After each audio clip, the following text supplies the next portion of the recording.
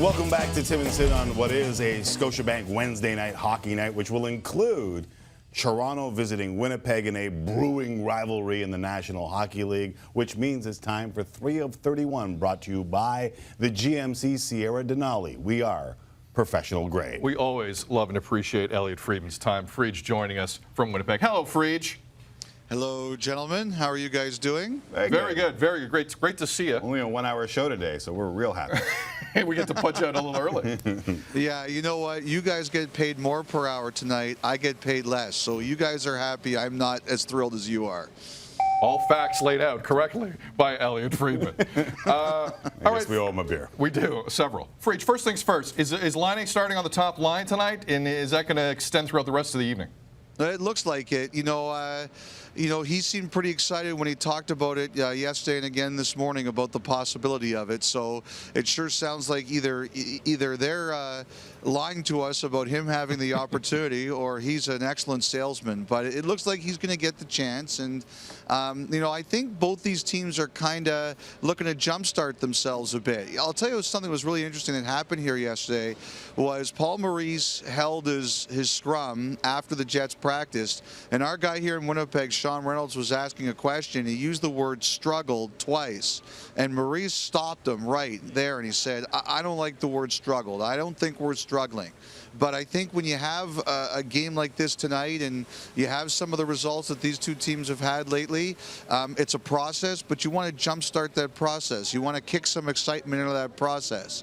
And I think Winnipeg's going to try and do that tonight, in a night where their fans are going to be wired. Guys, there's a real electricity in this city today, and not just because we're here. But probably because you're there.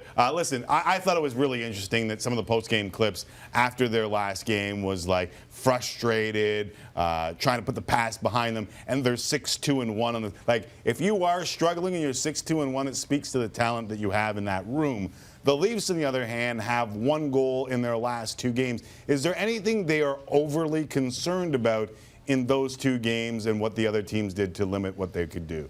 Well, you know, it kind of goes to your question there, Tim. Like a week ago, we were, you know, putting the cones out for the parade in downtown Toronto, and they lose twice, and now it's a morgue. I mean, like, to me, the biggest things that the Toronto Maple Leafs and the Winnipeg Jets have to deal with are almost the secondary forces, the external forces, the roller coaster ride that is the NHL season for both these teams. I mean, you have to get to the playoffs, but in a lot of ways for both these teams, it's an 82-game dress rehearsal for April.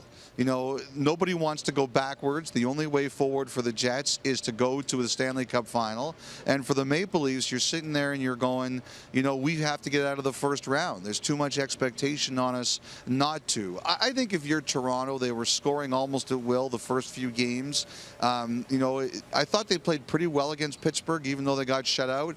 But they were not very good against St. Louis. The Blues packed the middle of the ice. They weren't going to let Toronto beat them long. The Maple Leafs, I think, made 15 turnovers by my count in their own zone. They were sloppy, and they've had a couple of games off to kind of sit for it.